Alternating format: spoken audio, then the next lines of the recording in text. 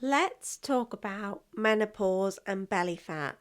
I'm Alex and I'm a nutritionist and I specialise in women of all ages, but in particular going through perimenopause and menopause and how we can help to manage some or mostly all of the symptoms as best we can.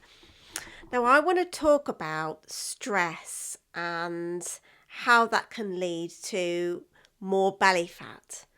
I want you to imagine yourself as a warrior, which we all clearly are. And you have a shield, a sword, and a suit of armour. Now, your shield is your progesterone, your suit of armour is your estrogen, and your sword is your testosterone, because all women have testosterone too. Now, we have these in younger life unless we go into early menopause. And the estrogen is very protective. It helps us, we're more outgoing with it. And we're strong. We have that suit of armour on. And our progesterone is more of the mothering hormone. It's protective. It wants to keep yourself. It's progestin, which is pro pregnancy. It wants to get you in that safe place so that you're not putting yourself in any danger or harm's way. And the testosterone, again, is a go-getter, and it's much lower than progesterone and estrogen at this time. Now, as time goes along, we find that our progesterone, starts to dip, and that's quite rapid actually. And if you imagine your shield being knocked out of your hand and you haven't got that there anymore, you haven't got that mothering hormone as much as you used to. Well, there will be a little bit there, but it declines gradually. So what that means is we have to start mothering ourselves more in order to give that self-care effect on the body so that it feels safe. And it makes us unable to deal with stress as easily as we used to be able to. So what would I do? I would bring in more restorative practices. A lot of women, when they start finding out they're in perimenopause and their body might start looking differently and feeling differently, think I need to push harder in the gym, I need to eat less, I need to be doing more. But that is not the case. If you are already exercising, then keep it as that and bring in more of the restorative elements. And they would be things like restorative yoga, meditation, gentle walks in nature, sauna. We can cope with sauna much better than cold therapy, and there's more and more coming out that it's not quite as beneficial to women than it is men.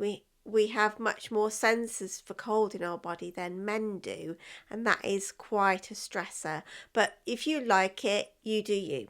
I'm not saying don't do it.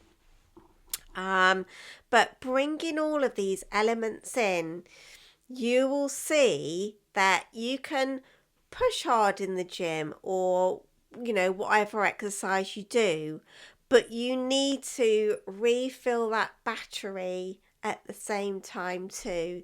The next day do a restorative yoga class at home or in a yoga studio, take an Epsom salt bath, get to bed early. It's so important to give back to your body, because although exercise is good, it is a stressor on the body, and so is dieting. Going long gaps without food is a stressor on the body, as is overeating. So it's everything's in a Goldilocks zone. We have to try and balance things, and that's easier said than done in this modern world. A really good exercise I would recommend is simple walking. Women from ancient times apparently used to walk between 8 and 12,000 steps a day. So that's a good figure to aim for. They weren't sitting down a lot of the time either. Hunting and gathering, mainly just gathering, and the men would go out to hunt. Um, so, yes, it's really important to mimic the effects of progesterone, and also with sleep too. I've got quite a few videos on sleep, and we find that as our progesterone dips, our sleep can go out of the window, so we can bring lots of things in to help get to better night's sleep. As well as hormone replacement therapy as well. It's going to top your hormones up, but it's still not going to be, the same. It's still not going to be like you were when you were younger, although it does help dramatically.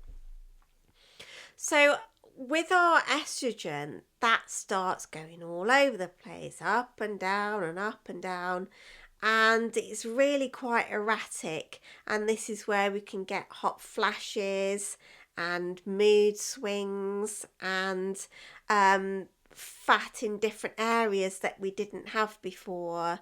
So again, although it's something that we can't control, we can manage it with managing how we deal with our bodies with stress and food and getting outside in nature. Everything wraps around our our neural pathways and our nervous system. So if we nurture that as much as possible, we will feel real benefits to that. And I'll give you an example because I've had a cold this week. I don't know if you can hear it. I'm a bit stuffy still. And I felt really quite yucky. And when I get something like that, before I used to just push through exercise and my cold would go on forever. But I don't. I stop my exercise straight away and I start to work inwards because your immune system needs that energy to fight. The antibody soldiers, as my dad used to call them, need the energy to fight the enemy and give it as much as you possibly can. And in that time, I haven't been eating any less because I haven't been exercising. And actually, my waist has gone down and I've dropped a bit on the scale. So that just goes to show you that resting really can have an effect on your waist circumference and just bringing down that constant stress that we're constantly going through, and how we speak to ourselves and how we, the way we speak to ourselves is terrible sometimes, and I'm really working hard on my own self-talk. But that again is a real stressor. Our bodies believe what our brains tell them. So be mindful about what you're saying to yourself. Now, with testosterone, sometimes that depletes quite a lot and your testosterone sword gets quite short. But sometimes in relation to estrogen and progesterone, our testosterone can be slightly higher. And we can use that to our advantage with exercise. We can do strength training, and it's a bit of a go-getter hormone. Obviously, PCOS is something a bit different, and testosterone is elevated, and that needs to be managed. But having slightly higher testosterone isn't a bad thing. And I actually take testosterone therapy, and I've seen real advantages to it in how I exercise and having a bit more get up and go. So there we go. I mean, There are so many tactics you can use for perimenopause, and it really is trial and error. But my main thing is managing stress and really nurturing yourself with that progesterone, dipping so much. We really need to start mimicking its effect and getting those early nights in, getting the Epsom salt baths, the meditation, restorative yoga, all the things that make your shoulders drop. You will see a difference in your body and how you move about in the day. And I promise you, it is not woo-woo. This is the most important thing, in my opinion, for women going through perimenopause and menopause. Anyway, I hope that helps. It's a short one, but I just thought I'd get on here and have a little chat about it.